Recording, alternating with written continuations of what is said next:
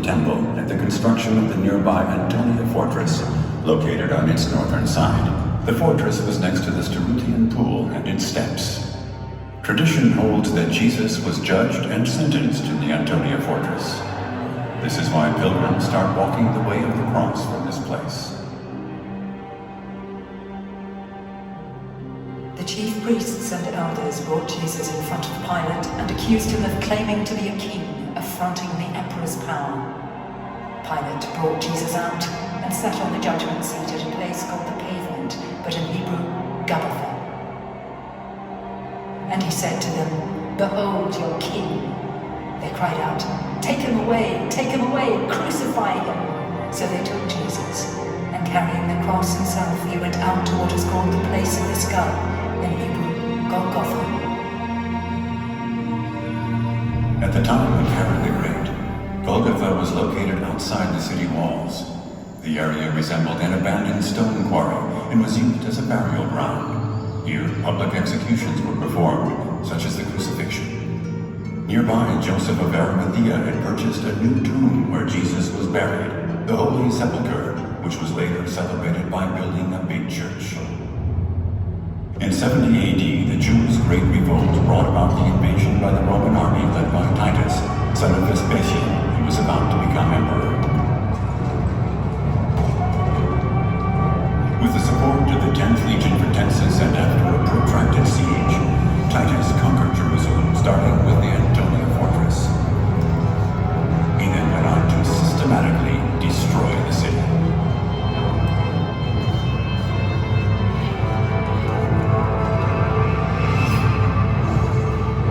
In 128 AD, another Roman emperor, Aelius Hadrianus, came to Jerusalem and found the city devastated except for a few houses. This is when he decided to establish a new colony based on the usual orthogonal grid plan, calling it Aelia Capitolina, after his name. The city was built around a monumental cargo, the main north-south oriented street starting at the Damascus Gate and crossing the whole city.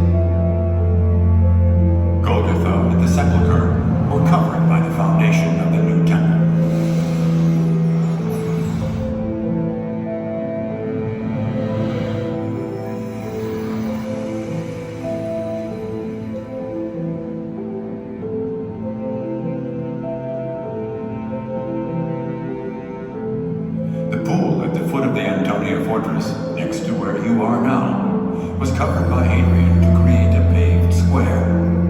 Remains of the Roman paving, the Lithostratus, are preserved here, while the pool is right under your feet.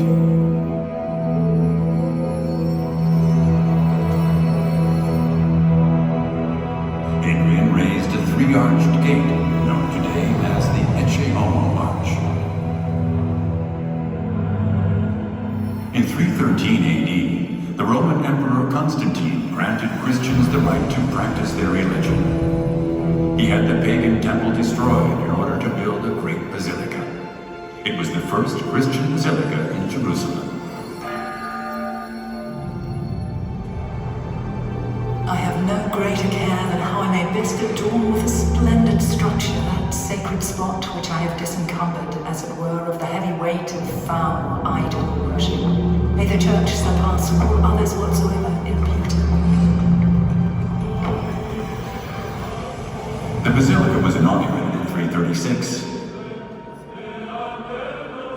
It was composed of the Materium, a big five-nave basilica, the Triporticus, a hall containing the rock of the crucifixion or Calvary, and the Anastasis, with the empty tomb of Jesus.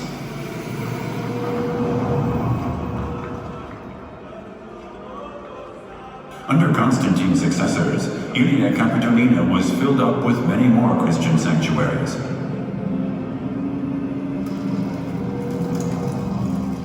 Constantinian Basilica, St. Mary of the Probatica, Holy Mary of Zion, Nia Church, St. Sophia, St. Peter and Gallicantu, and the Church of Siloam. This is when Jerusalem gained the title of Holy City among Christians. 3 centuries later, in 614, the city was destroyed again by the army of the Persian Empire. However, it was subsequently retaken by the Byzantine Emperor Heraclius, who also regained the relic of the true cross previously stolen by the Persians. Heraclius invested great effort in rebuilding many of the churches destroyed by the Persians. The army of Caliph Umar conquered Jerusalem in 638 with no significant changes in the holy places. But the city was enriched by 2 remarkable mosques, the Dome of the Rock and the Al-Aqsa Mosque. In those times, Muslims, Christians, and Jews lived together in the Holy City for more than 3 centuries.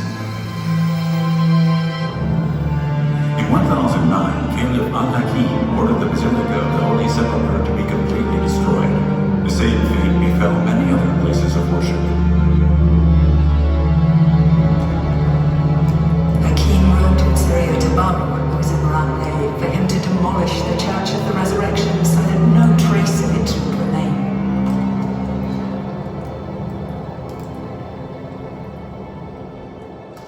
Concern for the holy places in Europe led to the desire of revenge and the will to reconquer Jerusalem and make pilgrimages possible again.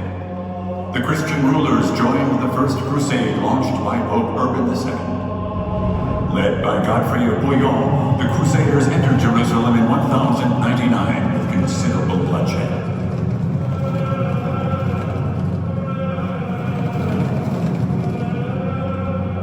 The Latin Kingdom of Jerusalem lasted only 88 years, but in this period its face was changed by the construction of many new holy buildings.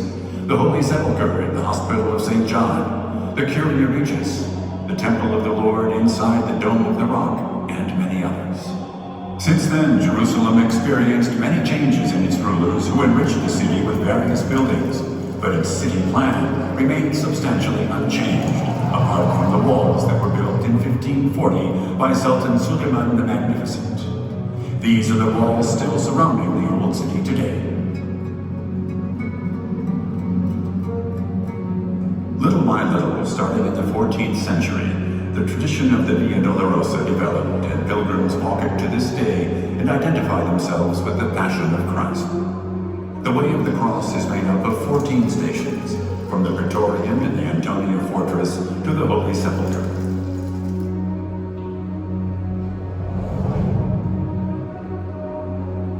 Jesus is condemned to death. He carries his cross. He falls for the first time.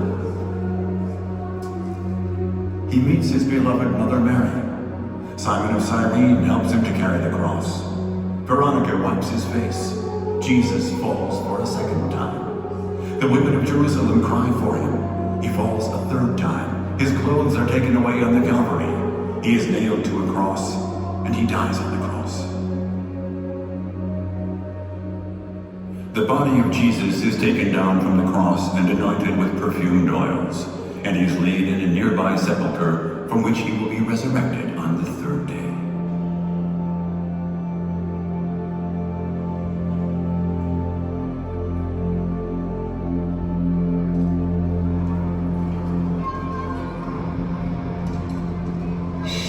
Listen.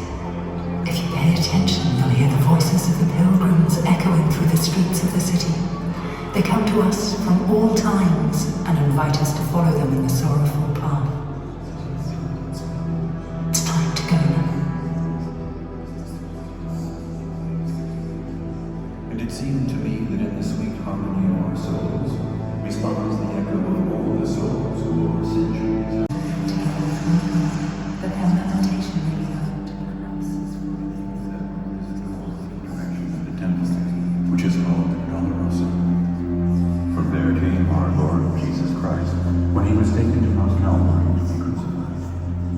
For this reason, it is called Dolorosa.